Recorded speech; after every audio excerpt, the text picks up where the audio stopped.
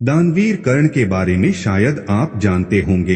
कर्ण के पिता सूर्य और माता कुंती थी, पर चूंकि उनका पालन एक रथ चलाने वाले ने किया था, इसलिए वो सूत पुत्र कहलाए और इसी कारण उन्हें वो सम्मान नहीं मिला जिसके वो अधिकारी थे।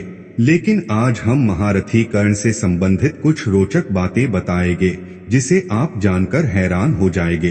कर्ण को गोद लेने वाले उसके पिता आधिरथ चाहते थे कि कर्ण विवाह करे।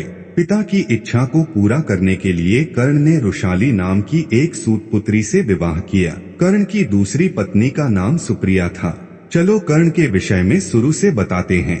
कर्ण द्रौपदी को पसंद करता था और उसे अपनी पत्नी बनाना चाहता था। साथ ही द्रौपदी भी कर्ण से बहुत प्रभावित थी और उसकी तस्वीर देखते ही यह निर्णय कर चुकी थी कि वह स्वयंवर में उसी के गले में वरमाला डालेगी।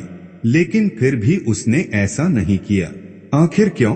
द्रौपदी और कर्ण दोनों एक दूसरे से विवाह करना चाहते थे, लेकिन सूतपुत्र होने की वजह से यह विवाह नहीं हो पाया। नीति ने इन दोनों का विवाह नहीं होने दिया, जिसके परिणामस्वरूप कर्ण पांडवों से नफरत करने लगा। द्रौपदी ने कर्ण के विवाह प्रस्ताव को ठुकरा दिया क्योंकि उसे अपने परिवार के सम्मान को बचाना था। क्या आप जानते हैं द्रौपदी के विवाह प्रस्ताव को ठुकरा देने के बाद कर्ण ने 2 विवाह किए थे। चलिए आपको बताते हैं किन हालातों में किससे कर्ण ने विवाह किया था। कर्ण को गोद लेने वाले उसके पिता आधिरथ चाहते थे कि कर्ण विवाह करे। पिता की इच्छा को पूरा करने के लिए कर्ण ने रुशाली नाम की एक सूत पुत्री से विवाह किया। कर्ण की दूसरी पत्नी का नाम सुप्रिया था। सुप्रिया का जिक्र महाभारत की कहानी में ज्यादा नहीं किया गया है। रुशाली और सुप्रिया से कर्ण के 9 पुत्र थे। वृषसेन, वृषकेतु, चित्रसेन, सत्यसेन, सुषेण, शत्रुंजय, द्विपात, प्रसेन और बनसेन। कर्ण के सभी पुत्र महाभारत के युद्ध में शामिल हुए, जिनमें से 8 वीरगति को प्राप्त हो गए। प्रसेन की मौत सात्यकी के हाथों हुई। शत्रुंजय, वृषसेन और द्विपात की अर्जुन, बनसेन की भीम, चित्रसेन, सत्यसेन और सुषेण की नकुल के द्वारा मृत्यु हुई थी।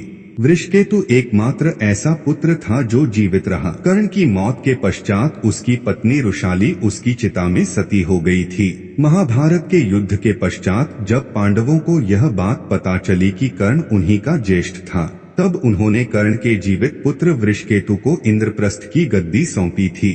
अर्जुन के संरक्षण में वृषकेतु ने कई युद्ध भी लड़े थे। जब कर्ण मृत्युशैया पर थे, तब कृष्ण उनके पास उनके दानवीर होने की परीक्षा लेने के लिए आए। कर्ण ने कृष्ण को कहा कि उसके पास देने के लिए कुछ भी नहीं है। ऐसे में कृष्ण ने उनसे उनका सोने का दांत मांग लिया। कर्ण ने अपने समीप पड़े पत्थर को उठाया और उससे अपना दांत तोड़कर कृष्ण को दे दिया। कर्ण ने एक बार फिर अपने दानवीर होने का प्रमाण दिया, जिससे कृष्ण काफी प्रभावित हुए। कृष्ण ने कर्ण से कहा कि वह उनसे कोई भी वरदान मांग सकते हैं। कर्ण ने कृष्ण से कहा कि एक निर्धन सूत पुत्र होने की वजह से उनके साथ बहुत छल हुए हैं। अगली बार जब कृष्ण धरती पर आएं, तो वह पिछड़े वर्ग के लोगों के जीवन को सुधारने के लिए प्रयत्न करें। इसके साथ कर्ण ने 2 और वरदान मांगे। दूसरे वरदान के रूप में कर्ण ने यह मांगा कि अगले जन्म में कृष्ण उन्हीं के राज्य में जन्म लें। और तीसरे वरदान में उन्होंने कृष्ण से कहा कि उनका अंतिम संस्कार ऐसे स्थान पर होना चाहिए जहां कोई पाप ना हो।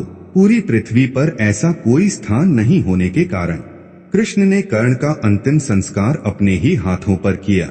इस तरह दानवीर कर्ण मृत्यु के पश्चात साक्षात वैकुंठ धाम को प्राप्त हुए।